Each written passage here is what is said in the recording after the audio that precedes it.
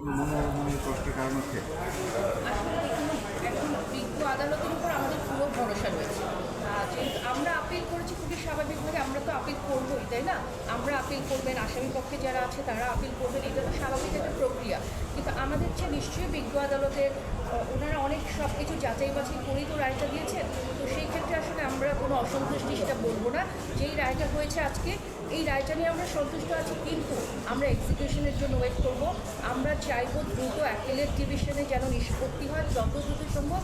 কারণ সেই যদি আপনারা দেখেন 31শে জুলাই 2020 থেকে আজকে 2রা জুন 2025, 1766 দিন পার হয়েছে।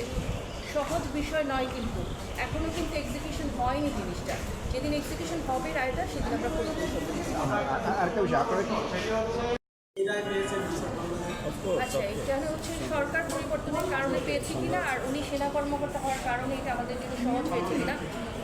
এখন আমাদের দেশের পার্সপেক্টিভ আমার চেয়ে আপনারা অনেক বেশি ভালো জানেন। হ্যাঁ, এখানে অবশ্যই মানে সেনাবাহিনী যে মানুষ, সেনাবাহিনীটা একটা গর্বের জায়গা, তাই না? আমি শুধু সেনাবাহিনী বলবো না, যে কোনো সাধারণ মানুষের যদি ভিকটিম হয় তারও কিন্তু ন্যায় বিচার পাওয়ার অধিকার আছে। কিন্তু বিচার প্রক্রিয়াটা যেহেতু একটু লেন্দি হয় আমাদের দেশে, সেই জন্য হয়তো সবাই শেষ পর্যন্ত আসতে চায় না, এতগুলো স্টেপ হয়তো পার করতে চায় না। কিন্তু আমার বিশ্বাস সবাই যদি স্টেপগুলো পার করে তারাও বিচার আসলে পাবেন। আমাদের বিচার ব্যবস্থার উপর আমাদের পূর্ণ আস্থা রয়েছে। আর সরকার পরিবর্তনের কারণে এটা পেয়েছি কিনা, আসলে এটা তো অবশ্যই একটা গুরুত্বপূর্ণ ফ্যাক্টর, কোনো সন্দেহ নেই। এখন বর্তমান যে সরকার আছে, আমরা বিশ্বাস করি ওনারা ন্যায় বিচারের ধারক এবং বাহক।